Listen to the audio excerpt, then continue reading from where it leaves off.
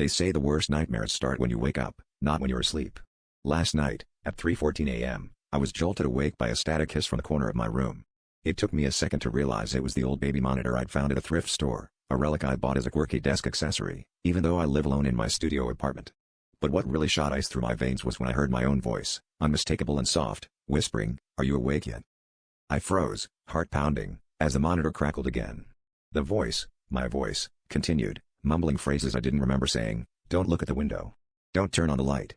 Against every instinct, I crept closer to the monitor, trying to make sense of the muffled audio. That's when I realized the whispers weren't coming from the device itself, but from somewhere else in the room, perfectly in sync with the static. Panic clawed at me as I scanned the room, eyes darting to the window, the closet, the shadows. Suddenly, the whispers stopped. The monitor went dead silent. Then, an unfamiliar voice, raspy, guttural, filtered through the speaker. "He's listening now." The air felt thick, like I was underwater, and my limbs refused to move as footsteps echoed right outside my door.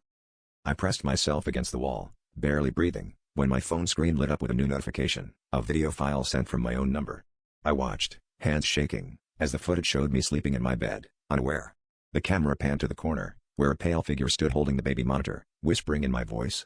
The last thing I heard before the feed cut was that same guttural voice, whispering from behind my head, "Now you're awake."